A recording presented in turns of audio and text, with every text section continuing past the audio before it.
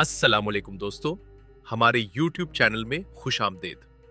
नाजरीन, आज हम आपको एक ऐसी हकीकत पर मबनी कहानी सुनाने जा रहे हैं जो फिल्मी दुनिया की लगती है, लेकिन ये सब कुछ हकीकत में हो चुका है।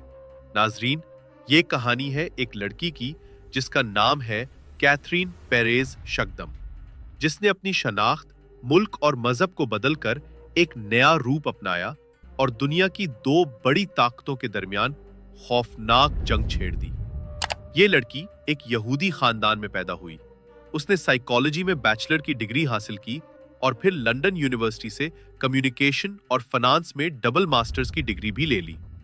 अब इस लड़की को कम्युनिकेशन स्किल्स भी आ गई, हिसाब किताब में भी महारत हासिल हो गई और लोगों के दिमाग से खेलने का फन भी आ गया, क्योंकि उसने साइकोलॉजी पढ़ ली थी और उसके जिम्मे एक बहुत बड़ा मिशन था।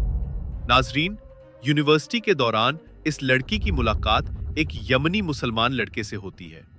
दोनों में दोस्ती हो गई जो वक्त के साथ मोहब्बत में बदली और 2004 में दोनों ने शादी कर ली। लड़की ने इस्लाम कबूल कर लिया, लेकिन इसके इस्लाम कबूल करने के पीछे एक बहुत बड़ा मिशन था।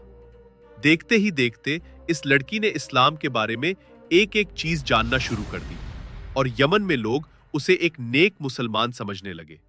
लेकिन उसका असल मिशन ईरान में दाखिल होना था। इस मकसद के लिए उसने 2014 में अपने शौहर से तलाक ली, अपना फिरका शिया में बदला और ईरान आ गई। ईरान में वो एक सहाफी के रूप में दाखिल हुई। नाजरीन कराम, ईरान में इस लड़की ने अपने मजहबी जज्बात का इस्तेमाल किया और चंद सालों में वो ईरान की बड़ी सहाफी बन गई। उसने Mashregh News, Tasnim News, Tehran Times और प्रेस टीवी के लिए लिखना शुरू किया। यहां तक कि ईरान के सुप्रीम लीडर आयतुल्लाह खामेनाई की वेबसाइट के लिए भी आर्टिकल्स लिखने लगी। उसे सदर इब्राहिम रईसी का इंटरव्यू करने का मौका भी मिला।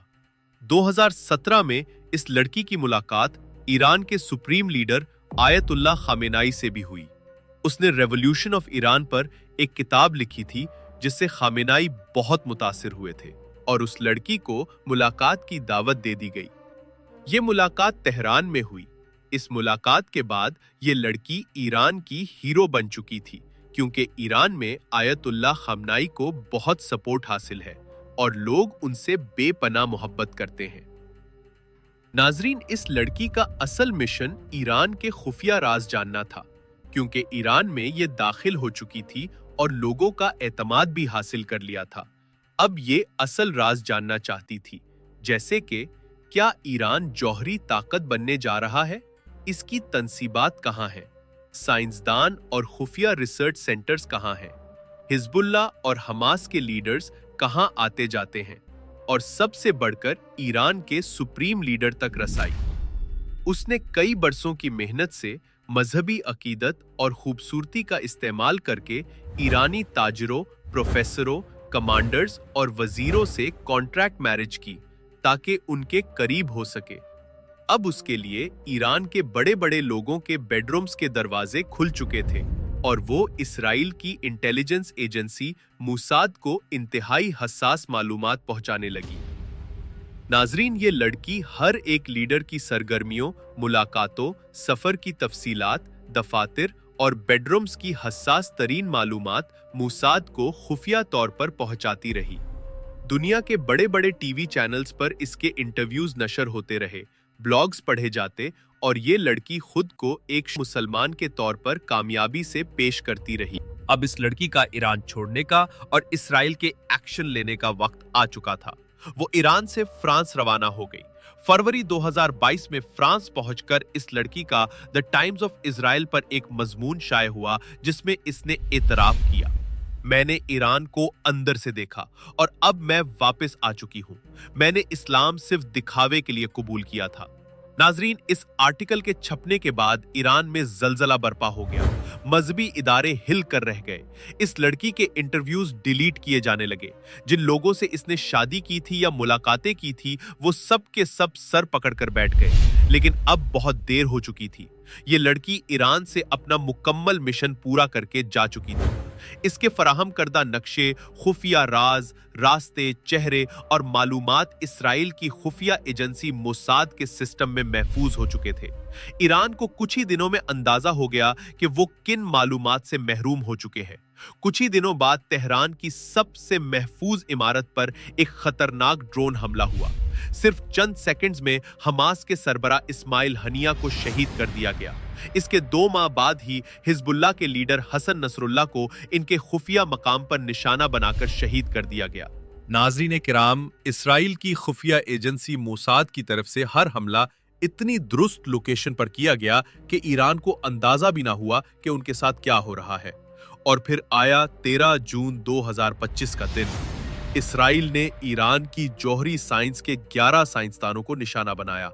यह हमला इतना खतरनाक और दुरुस्त था कि हर साइंसदान की लोकेशन बिल्कुल ठीक निशाना बनी। ये मालूमात सिर्फ सैटेलाइट से नहीं बल्कि इसी लड़की की फराहम करदा खुफिया मालूमात की मदद से मुमकिन हुआ था। लेकिन नाज़रीन किराम, ईरान ने इस सब कुछ के बावजूद हार नहीं मानी।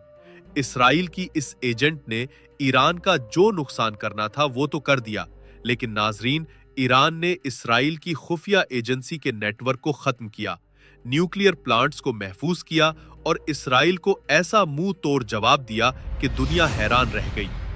ईरान ने मोसाद का हेडक्वार्टर तबाह कर दिया। ईरान ने दुनिया को दिखा दिया कि वो किसी सूरत हार तस्लीम नहीं करेंगे। ईरान ने इसराइल का वो नुकसान किया जिसका इसराइल और इसकी खुफिया एजेंसी सोच भी नहीं सकती थी। लेकिन इस जंग में ईरान, हमास और हिजबुल्लाह के बड़े-बड़े लीडर शहीद हो गए। नाजरीन, ये थी इसराइल की मोसाद एजेंट की कहानी जिसने ईरान में खुफिया जंग छेड़ी। लेकिन बहैसियत मुसलमान हमें इस बात पर फख्र है कि ईरान ने साबित कर दिया कि गैरतमंद कौमें कभी नहीं झुकती। अगर आपको वीडियो पसंद आई हो तो लाइक करें, कमेंट्स में अपनी राय दें और चैनल को सब्सक्राइब करना ना भूलें। मिलते हैं अगली वीडियो में, तब तक के लिए अल्लाह हाफिज।